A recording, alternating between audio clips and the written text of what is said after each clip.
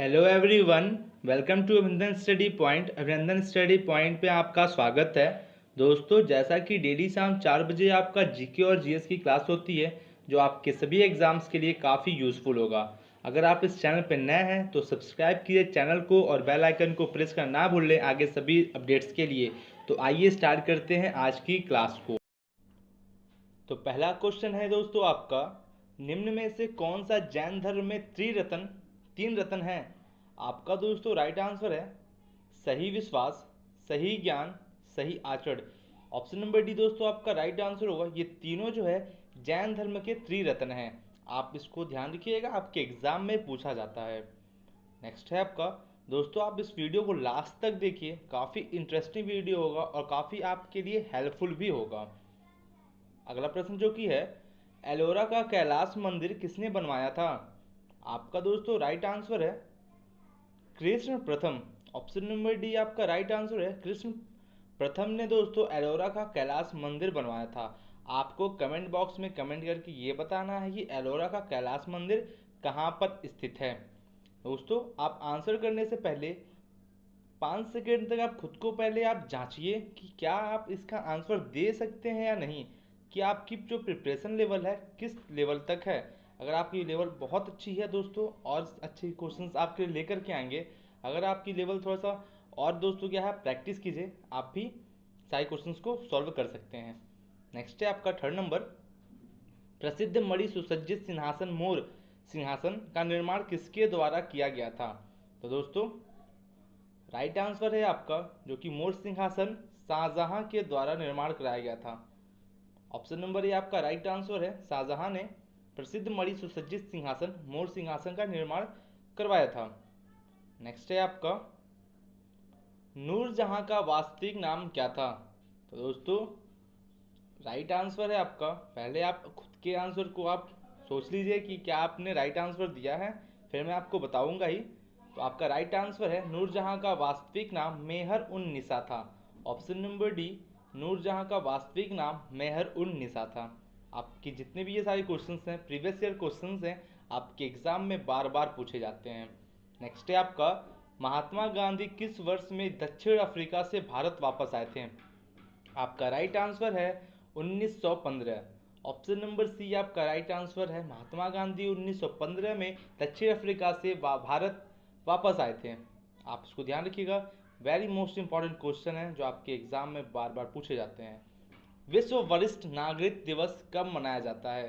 तो दोस्तों विश्व वरिष्ठ नागरिक दिवस जो है 21 अगस्त को मनाया जाता है। ऑप्शन नंबर सी आपका राइट आंसर है। नेक्स्ट क्वेश्चन है आपका, डाल्टन का परमाणु सिद्धांत परमाणुओं को किस रूप में निर्धारित करता है? तो ये जो है किस रूप में निर्धारित करता है? आपका राइट आंसर होगा ऑप्शन नंबर डी, अविभाज्य अनश्वर। डाल्टन का जो परमाणु सिद्धांत है अविभाज्य अनश्वर परमाणु के रूप में दोस्तों क्या है, उस सिद्धांत पर निर्धारित करता है। आप इसको ध्यान रखिएगा, केमिस्ट्री का क्वेश्चन था ये। नेक्स्ट है आपका, गंगा नदी पहाड़ों से मैदानों में किस स्थान पर निकलती है? दोस्तों पहले आप इस क्वेश्चन का आंसर आप खुद के मन में सोचिए क्या आपने सही दिया है, फिर मैं आपको बताऊंगा। तो जो गंगा नदी है पहाड़ों से मैदानों में हरिद्वार पर निकलती है। आप इसको ध्यान रखिएगा, आपके एग्ज़ाम में पूछा जाता है। दोस्तों आप हमको ये कमेंट बॉक्स में कमेंट करके ज़रूर बताइए कि गंगा नदी की लंबाई कितनी है। ठीक है दोस्तों। नेक्स्ट है आपका, राष्ट्रीय पोषण सप्ताह 2019 मनाया गया। तो ये दोस्तों कब मनाया गया, आपके एग्जाम में पूछा जाता है दोस्तों पोषण सप्ताह से। तो ये हमेशा जो है आपका सितंबर में मनाया जाता है, और इसका राइट आंसर होगा 1 से 7 सितंबर। ऑप्शन नंबर ए आपका राइट आंसर होगा, राष्ट्रीय पोषण सप्ताह 2019 मनाया गया 1 से 7 सितंबर तक। आप इसको ध्यान रखिएगा दोस्तों। अगर आपको वीडियो अच्छी लग रही हो तो ज़्यादा से ज़्यादा लाइक करें, कमेंट करें, शेयर करना ना भूलें। अगर आप इस चैनल पर नए हैं तो सब्सक्राइब जरूर कर लें और बेल आइकन को प्रेस करना ना भूलें आगे सभी न्यू अपडेट्स के लिए। निम्नलिखित में से कौन सी नदी एक हिमालयी नदी नहीं है? तो दोस्तों इसमें से जो 3 है आपकी हिमालयी नदी है। आइए पहले उनके बारे में बात करते हैं। दोस्तों जो सतलुज है आपका हिमालयी नदी है, रामगंगा आपका हिमालयी नदी है, और कोसी दोस्तों आपका हिमालयी नदी है। लेकिन जो सोन है आपका हिमालयी नदी नहीं है और इस क्वेश्चन का आंसर सोन नदी होगा। आप जो है ध्यान रखिएगा। नेक्स्ट देखते हैं आपका अगला प्रश्न है दोस्तों, तारिक ए फिरोज शाही किताब किसने लिखी थी? तो दोस्तों इस किताब को किसने लिखा था? आपको इसका आंसर मालूम है तो बहुत अच्छी बात है, आपकी तैयारी बहुत अच्छे लेवल पे है। आपको अगर नहीं पता है तो जुड़िए हमारे साथ, हम और अच्छे क्वेश्चंस को लेकर आएंगे आपके सभी अपकमिंग एग्जाम्स के लिए, काफ़ी हेल्पफुल होगा। तो इसका राइट आंसर है Ziauddin Barani. Option number B आपका राइट आंसर है। तारिक फिरोज शाही जो है जियाउद्दीन बरूनी के द्वारा लिखा गया था। अगला प्रश्न है आपका, माचिस की तिल्लियों में क्या नहीं होता है?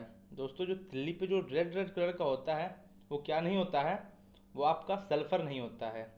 ऑप्शन नंबर ए आपका राइट आंसर होगा। और दोस्तों बता दें कि उसमें पोटेशियम, मैग्नीशियम एंड फॉस्फोरस भी होता है। आप इसको ध्यान रखिएगा।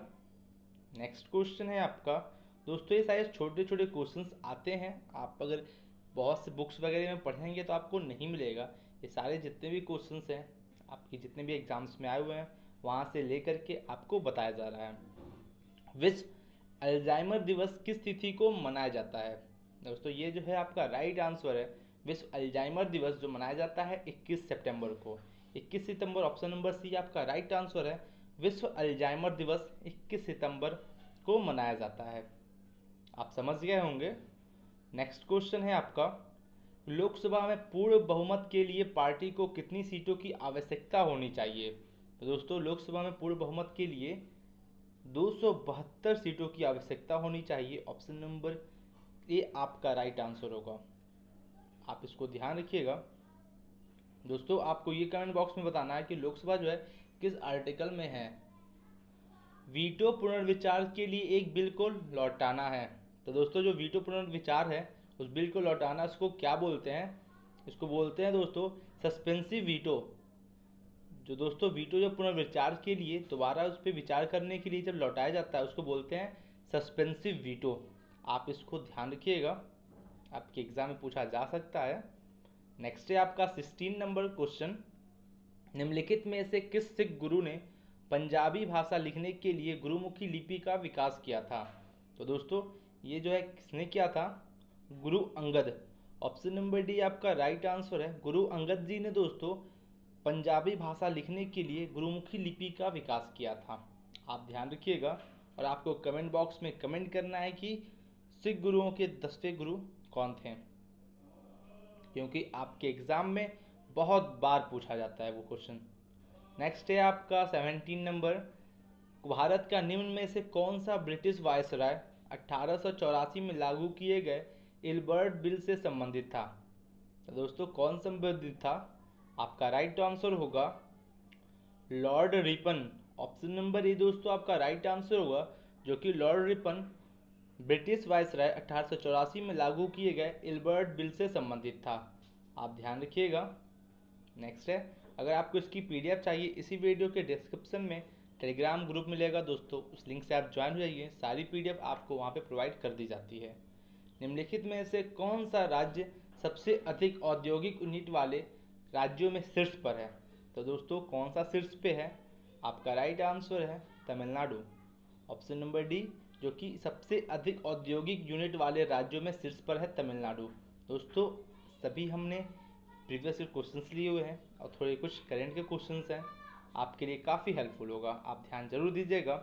राज्यसभा की व्यावसायिक सलाहकार समिति में कितने सदस्य होते हैं? तो दोस्तों कितने सदस्य होते हैं आप पहले खुद को जज कीजिए कि आपको इसका आंसर पता है, देन मैं बता ही दूंगा आपको। तो दोस्तों इसमें 11 सदस्य होते हैं। राज्यसभा की व्यावसायिक सलाहकार समिति में 11 सदस्य होते हैं। ऑप्शन नंबर ए आपका राइट आंसर होगा। आइए देखते हैं 20 नंबर क्वेश्चन, निम्नलिखित में से कौन सा राज्य भारत में दालों का सबसे बड़ा उत्पादक है? तो दालों का सबसे बड़ा उत्पादक राज्य है आपका मध्य प्रदेश।